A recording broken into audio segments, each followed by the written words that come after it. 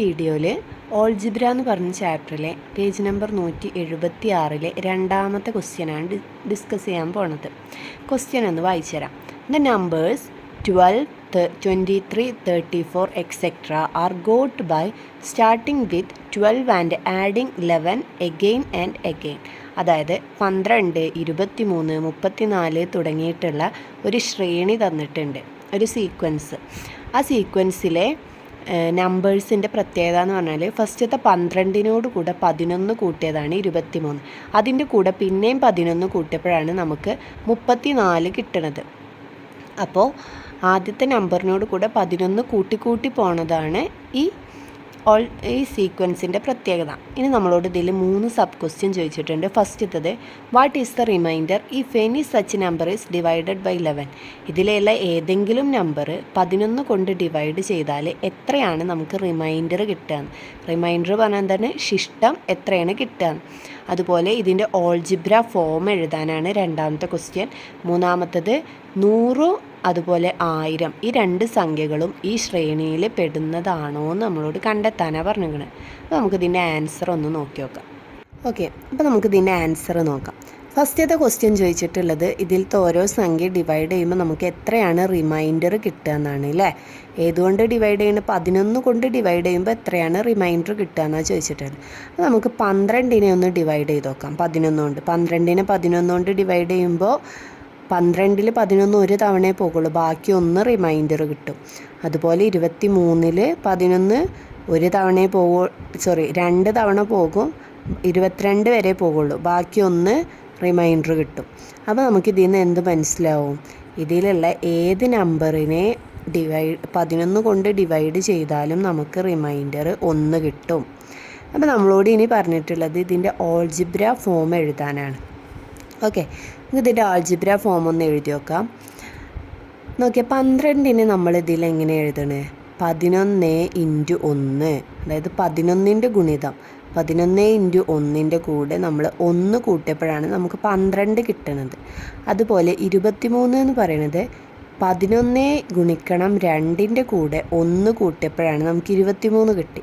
അതുപോലെ 11 ഗുണിക്കണം 3 അതിൻ്റെ കൂടെ 1 കൂട്ടിയപ്പോഴാണ് നമുക്ക് 34 കിട്ടിയത്. അതായത് 11ൻ്റെ ഗുണിതത്തിനോട് കൂടെ 1 കൂട്ടുമ്പോഴാണ് നമുക്ക് ഈ സംഖ്യകൾ കിട്ടുന്നത്. അപ്പോൾ നമുക്ക് അതിനെ എങ്ങനെ എഴുതാം?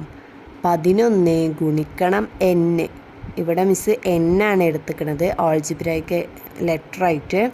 എക്സോ എന്നോ സെഡോ ഏത് ലെറ്റർ വേണേലും നമുക്ക് എടുക്കാം കേട്ടോ. ഇവിടെ n ആണ് എടുത്തിട്ടുള്ളത്. അപ്പോൾ 11 × n + 1 അതാണ് ഇതിൻ്റെ ഫോം. നമുക്കത് കൂട്ടി എഴുതുമ്പോൾ 11n + 1. ഇതിലെ n എന്ന് പറയുന്നത് ഏത് നമ്പറും ആവാം. 0, 1, 2, 3, 4, 5 ഇങ്ങനെ വരുന്ന ഏത് നമ്പറും ആവാം. ഓക്കെ, പിന്നെ നമുക്ക് മൂന്നാമത്തെ ക്വസ്റ്റ്യൻ്റെ ആൻസർ നോക്കാം. മൂന്നാമത്തെ ക്വസ്റ്റ്യനായിട്ട് ചോദിച്ചിട്ടുള്ളത് 100 എന്ന് പറയുന്ന സംഖ്യ ഈ സീക്വൻസിൽ പെടുന്നതാണോ, അതുപോലെ 1000 എന്ന് പറയുന്ന സംഖ്യ ഈ സീക്വൻസിൽ പെടുന്നതാണോ എന്നാണ്. അപ്പോൾ നമുക്ക് ആദ്യം 100 ഇതിൽ പെടുന്നതാണോ എന്ന് നോക്കി നോക്കാം. നോക്കിയേ, 100 നമ്മളെ ആൾജിബ്രൈക് ഫോം എന്താണ്? 11n + 1, 11ൻ്റെ മൾട്ടിപ്പിളിനോട് കൂടെ 1 കൂട്ടിയത്, അതല്ലേ നമ്മൾ ആൾജിബ്രൈക് ഫോം. അപ്പോൾ നമുക്ക് ഈ 11n കിട്ടണമെങ്കിൽ ആദ്യം എന്ത് വേണം? ഇതിൽ നിന്ന് നമുക്ക് ഈ കിട്ടിയതെന്ന് 1 കുറക്കണം. അപ്പോൾ നമുക്ക് ഇതിൻ്റെ സമ്മാണ് 100 തന്നിട്ടുള്ളത്. 100ൽ നിന്ന് 1 കുറക്കുമ്പോൾ നമുക്ക് 99 കിട്ടും. അപ്പോൾ 11n എന്ന് പറയുന്നത് ഇവിടെ 99ആണ്. 99ൻ്റെ കൂടെ 1 കൂട്ടുമ്പോഴാണ് നമുക്ക് 100 കിട്ടുന്നത്.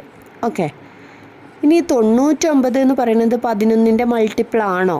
എങ്ങനെയാണ് നമ്മൾ നോക്കുക?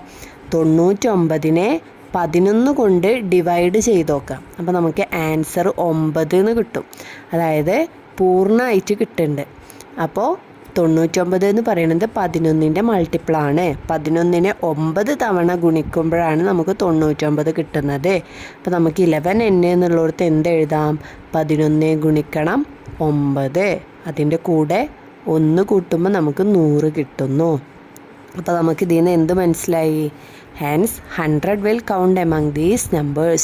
ആ ശ്രേണിയിലെ നമ്പേഴ്സിൻ്റെ കൂടെ 100നെയും നമുക്ക് ഉൾപ്പെടുത്താം. ഇനി 1000 പറ്റുമോ? നോക്കി നോക്കാമല്ലോ. എങ്ങനെ 1000 പറ്റുമോ നോക്കുക.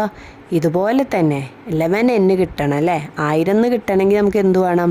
999ൻ്റെ കൂടെ 1 കൂട്ടുമ്പോഴാണ് നമുക്ക് 1000 കിട്ടുക അല്ലേ?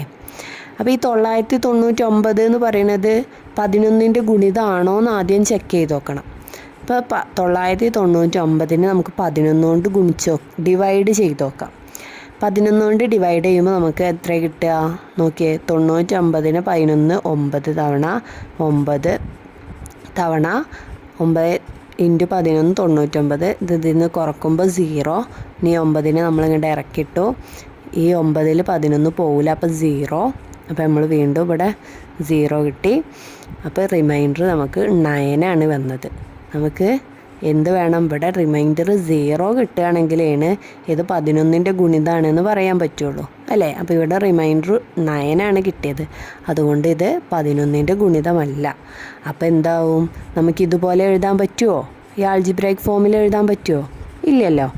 അപ്പോൾ നമുക്കിതിന് എന്തെഴുതാം? കൺക്ലൂഷൻ 999 ഒരു മൾട്ടിപ്പിൾ ഓഫ് 11 അല്ല, 11ൻ്റെ മൾട്ടിപ്പിൾ അല്ല. അതുകൊണ്ട് 1000 എന്ന് പറയുന്നത് ഈ ശ്രേണിയിൽ ഉൾപ്പെടൂല, ഈ സീക്വൻസിൽ ഉൾപ്പെടുന്ന സംഖ്യയല്ല. ക്ലിയർ ആയോ? ഇനി അടുത്ത ക്വസ്റ്റ്യൻ്റെ ആൻസർ അടുത്ത വീഡിയോയിൽ പറഞ്ഞുതരാം കേട്ടോ.